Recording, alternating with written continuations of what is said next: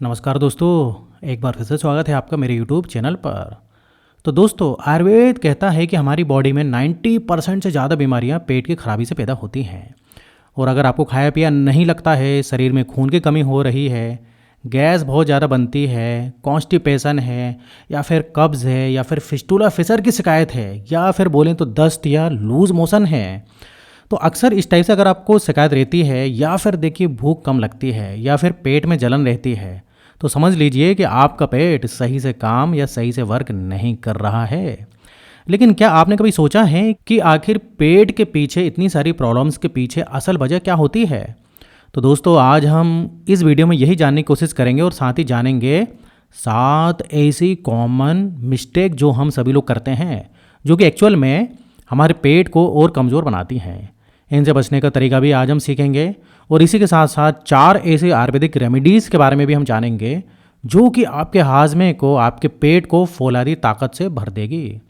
तो चलिए बिना किसी देरी के इस वीडियो को हम शुरू करते हैं और जानते हैं इन सभी चीज़ों के बारे में पूरी विस्तार से। तो दोस्तों, सबसे पहले हम बात करते हैं कुछ ऐसी आयुर्वेदिक रेमेडीज़ की, कुछ ऐसे नुस्खों की जो कि आपके डाइजेशन को बेहतर बनाती है और आपके पेट के करीब करीब सभी प्रॉब्लम्स में आपको आराम भी दिलाती है। और उसके बाद हम जानेंगे कुछ ऐसे फैक्टर्स के बारे में, कुछ ऐसे कारणों के बारे में जो कि हमारे डाइजेशन को ख़राब करने का काम करते हैं।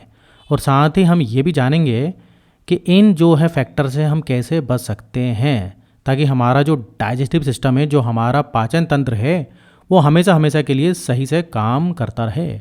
तो सबसे पहली रेमेडीज़ है जो कि आप यूज़ कर सकते हैं अपने डाइजेशन को इम्प्रूव करने के लिए, वो है त्रिफला। दोस्तों, त्रिफला 3 फ्रूट से मिलकर बनता है, आंवला, हरड़ और पहेड़ा। ये तीनों जो फ्रूट्स या फल हैं, ये मिलके एक पावरफुल कॉम्बिनेशन बनाते हैं जो कि आपके डाइजेस्टिव सिस्टम को सपोर्ट करता है। इनफैक्ट त्रिफला सिर्फ एक डाइजेस्टिव एड ही नहीं है, बल्कि ये एक डिटॉक्सिफायर भी है। ये नेचुरल डिटॉक्सिफिकेशन प्रोसेस को सपोर्ट करता है और अमा यानी हमारे पेट के अंदर टॉक्सिन्स को बॉडी से बाहर निकालने में मदद भी करता है। इसका रेगुलर यूज़ करने से आपको कॉन्स्टिपेशन, ब्लोटिंग, पाइल्स और डाइजेशन जैसे कई सारे जो इश्यूज़ हैं उसमें काफ़ी ज़्यादा आराम मिलता है। त्रिफला पाउडर को आप रात को सोने से पहले 1 चम्मच 1 गिलास पानी के अंदर मिलाकर ले सकते हैं। अब ये पानी नॉर्मल भी हो सकता है और आप चाहें तो हल्का गुनगुने पानी के साथ भी ले सकते हैं। दोस्तों, अब हम अगले आयुर्वेदिक रेमेडीज़ के बारे में बात करें, जो कि आप अपने डाइजेशन को और इम्प्रूव करने के लिए ले सकते हैं। वो है दोस्तों एलोवेरा। दोस्तों, एलोवेरा का जो जेल होता है, ये ट्रेडिशनली स्किन प्रॉब्लम्स और सनबर्न के लिए यूज़ किया जाता है, लेकिन इसके अंदर ऐसी बहुत सारी ऐसी हीलिंग प्रॉपर्टीज़ होती हैं जो कि डाइजेशन में भी मदद करती हैं।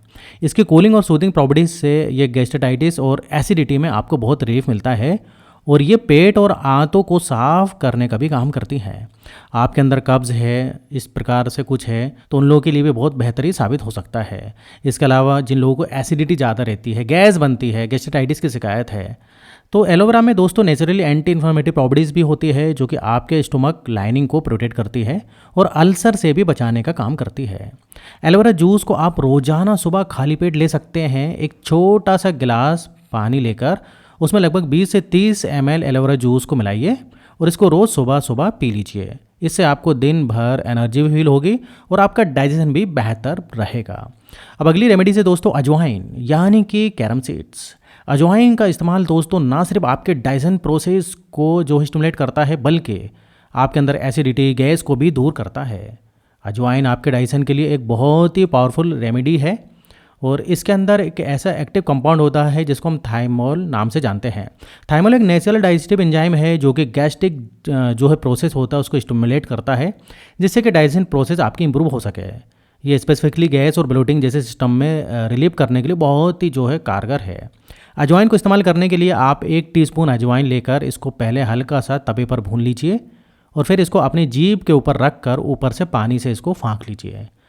इसको अपने पेट के अंदर गैस एसिडिटी में आपको इंस्टेंट आराम मिलेगा और रेगुलर यूज़ करने से आप देखेंगे कि आपका जो पाचन है वो भी अच्छे तरीके से काम करेगा।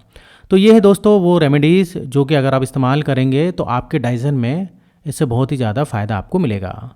लेकिन दोस्तों, क्या आप जानते हैं कि हमारा डाइजेशन ये सिर्फ और सिर्फ दवाइयों से ही या रेमेडीज़ से ही ठीक नहीं हो सकता।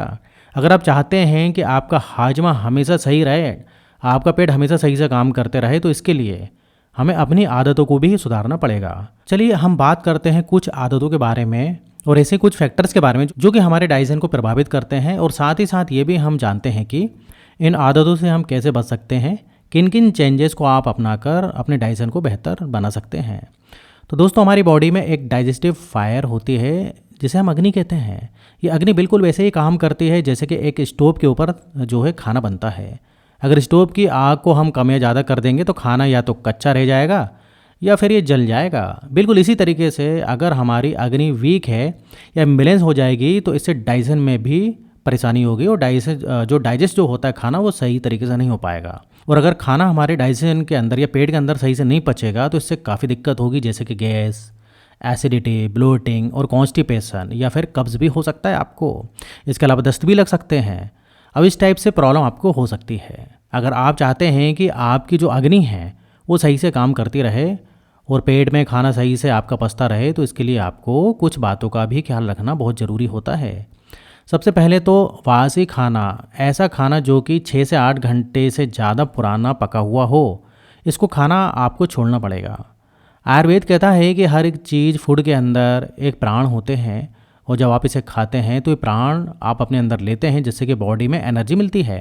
लेकिन जैसे जैसे खाना वासी होने लगता है, बासा होने लगता है, वैसे वैसे ये प्राण इसके जो है मरने लग जाते हैं और इसके अंदर जो प्राण होता है ना, ये कम हो जाता है और ये खाना तामसिक हो जाता है। मतलब कि ये खाना जो है आपकी बॉडी और माइंड में एनर्जी नहीं लाता, बल्कि उल्टा जो है आप में वीकनेस लाएगा, कमजोरी लाएगा। इसलिए हमेशा आपको घर का बना हुआ ताज़ा खाना ही खाना चाहिए। दूसरा इंपॉर्टेंट पॉइंट है ईटिंग द राइट क्वांटिटी, यानी कि सही मात्रा में खाना खाना। जब हम ज़्यादा खाना खा लेते हैं तो इससे हमारी अग्नि के ऊपर एक अननेसेसरी प्रेशर पड़ता है। इमेजिन कीजिए कि एक स्टोव के ऊपर आप एक छोटी सी फ्लेम जलाएं और इसके ऊपर आप एक बहुत ही बड़ा सा पतीला ढेर सारी डिश भर के खाना भर भर के रख दें पकाने के लिए। तो इससे क्या होगा, ऐसा करने से आपका जो खाना है या तो नीचे ही नीचे जल जाएगा या फिर पूरा का पूरा कच्चा रह जाएगा। बिल्कुल इसी तरीके से जब हम बहुत ज़्यादा खाना खा लेते हैं तो प्रॉपरली डाइजेस्ट नहीं हो पाता है और गैस, ब्लोटिंग जैसी समस्या और इनडाइजेशन जैसी प्रॉब्लम होने लगती है। इसलिए सही जो है आपका सही पोर्शन जो साइज़ है उसको मेंटेन करना आपके लिए बहुत ही ज़रूरी है। और देखिए, इधर कभी कभी एकदम पूरा पेट भरकर ऊपर तक ठूस ठूस के खाना मत खाइए। थोड़ी सी जगह हमेशा छोड़ कर ही अपना खाना फिनिश कीजिए। वैसे दोस्तों, जितना ज़रूरी हो सके ओवर ईटिंग से बचना है, उतना ही ज़रूरी है खाने को सही टाइम पर खाना, यानी खाने का जो सही टाइम है उसी वक्त आपको खाना खाना है। और जब भी आप गलत टाइम पर खाना खाते हैं तो उससे भी आपको कई सारे जो है पेट की समस्या हो सकती हैं। इसलिए बहुत इंपॉर्टेंट है कि हम अपने खाने को सही टाइम पर खाएं। मतलब ब्रेकफास्ट को आप जो है 7 से लेकर 9 बजे के बीच ज़रूर खा लें। लंच को आप 12 से लेकर जो है 12 से 1 के बीच ज़रूर खा लें। और जो रात का खाना होता है, जो आपका डिनर होता है, आप उसे दिन ढलने से पहले ज़रूर फिनिश कर लें। लेकिन अगर आप दिन ढलने से पहले फिनिश नहीं कर पाते हैं तो मैं इधर सलाह दूंगा करीब 8 बजे तक तो इसको आप खा ही लें किसी भी हाल में। अब देखिए, इधर टाइमली ईटिंग से आपका जो डाइजेशन है वो नेचुरली रिदम में रहता है और बॉडी को इसे डाइजेस्ट करने में आसानी भी होती है। अब देखिए, इधर अगले इंपॉर्टेंट जो पॉइंट है वो है सही मात्रा में और सही टाइम पर पानी पीना। खाना खाने से जस्ट पहले पानी पीना एक बहुत ही अच्छी आदत है। इससे आप ओवर ईटिंग से भी बच सकते हैं और आपका डाइजेशन भी बेहतर होता है। लेकिन खाना खाने के बीच में या फिर इमीडिएट आफ्टर मील्स बहुत ज़्यादा पानी पीना आपके लिए बुरा हो सकता है। इससे आपका डाइजेशन एंजाइम्स डाइल्यूट हो जाते हैं और जिससे कि खाने का प्रॉपर डाइजेशन नहीं होता है और खाना आपका पेट के अंदर कच्चा ही रह जाता है। इसलिए खाना खाने के लगभग आधा से 1 घंटे के बाद ही पानी पीजिए। और खाने के बीच में आप पानी नहीं पिएं या फिर खाने के जस्ट बाद पानी आपको नहीं पीना है। हाँ, ज़रूरत हो तो 1-2 घूंट बिल्कुल पी सकते हैं। ऐसा नहीं है कि खाना आपका गले में अटक रहा है और आप जो है पानी नहीं पी रहे हैं। 1-2 घूंट आप पी सकते हैं। अब देखिए, अगला पॉइंट है जिसको आपको ध्यान में रखना है वो स्ट्रेस को कम करना। दोस्तों, आजकल हम सभी लोग किसी न किसी लेवल पर मानसिक दबाव में रहते हैं। ये आप लोग भी जानते हैं और मैं भी जानता हूँ। और जब ऐसा होता है तो हमारी बॉडी के अंदर कोर्टिसोल और एड्रेनालिन नाम के 2 हार्मोन्स रिलीज होते हैं जो कि हमारी बॉडी के अंदर ब्लड फ्लो को, जो कि आइडियल खाना खाने के बाद हमारे डाइजेस्टिव सिस्टम की तरफ होना चाहिए था, तो इसको हम बोले तो इसको ब्रेन की तरफ ये डाइवर्ट कर देता है।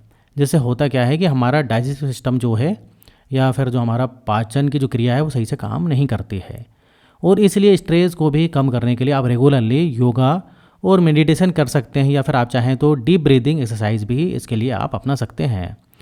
अब आखिरी में हम बात करें तो देखिए, आपको बैड हैबिट स्पेशली स्मोकिंग या फिर अल्कोहल लेने की आदत जो है, इसको छोड़ना भी आपके डाइजेशन के लिए बहुत ही ज़रूरी है।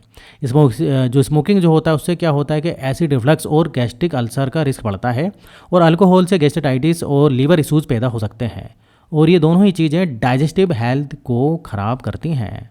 तो ये थी दोस्तों आज की हमारी वीडियो, जिसमें हमने जाना कि कैसे हम अपने डाइजेशन को इम्प्रूव कर सकते हैं और कैसे अपने पेट के पूरे सिस्टम को ठीक कर सकते हैं। तो दोस्तों वीडियो इधर ही खत्म होता है। वीडियो अच्छा लगे तो वीडियो को लाइक करिए, और अगर आपने अभी तक मेरे चैनल को सब्सक्राइब नहीं किया तो चैनल को सब्सक्राइब कर लीजिए, क्योंकि इस टाइप से बहुत सारे मैं वीडियो हेल्थ से संबंधित बनाते रहता हूँ जो कि आपके काफ़ी काम के रहते हैं। तो फिर मिलेंगे नेक्स्ट वीडियो में। जब तक आप देखते रहिए और बने रहिए आपके अपने चैनल में नॉलेज फॉर केयर।